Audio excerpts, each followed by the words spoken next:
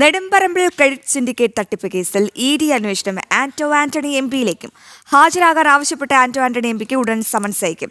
തട്ടിയെടുത്ത പണം കൈവശമാക്കിയവരെയും കള്ളപ്പണം നിക്ഷേപിച്ചവരെയും കേന്ദ്രീകരിച്ചുകൊണ്ടാണ് അന്വേഷണം പുരോഗമിക്കുന്നത്. തന്റെ കയ്യിൽ നിന്ന് കോടികൾ പാർട്ടി ഫണ്ടുകളായി വാങ്ങിയവരെക്കുറിച്ചുള്ള വിവരങ്ങൾ ഉടമ NM രാജു ഇഡിക്ക് കൈമാറിയിട്ടുണ്ട്.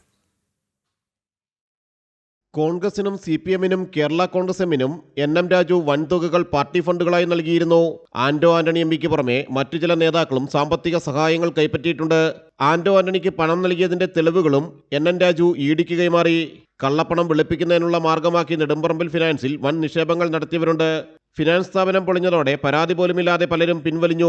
കള്ളപ്പണക്കാരായ നിക്ഷേപകർക്കും പരാതികളില്ലായിരുന്നു. എന്നാൽ നിക്ഷേപകരുടെ വിവരങ്ങൾ ഇന്നലെ നടന്ന ചോദ്യം ചെയ്യലിൽ NM രാജു അന്വേഷണ സംഘത്തിന് കൈമാറിയിട്ടുണ്ട്. കേരള കോൺഗ്രസ് എം സംസ്ഥാന ട്രഷററും പത്തനംതിട്ട ജില്ലാ പ്രസിഡന്റുമായിരുന്നു NM രാജു. 2019 ലോക്സഭാ തെരഞ്ഞെടുപ്പ് കാലത്തായിരുന്നു ആന്റോ ആന്റണി 2 കോടി രൂപ രാജുവിൽ നിന്ന് വാങ്ങിയത്. ഫണ്ട് വാങ്ങിയവരുടെ വിവരങ്ങളും ഇഡിക്ക് ലഭിച്ചിട്ടുണ്ട്. ജനം, കൊച്ചി.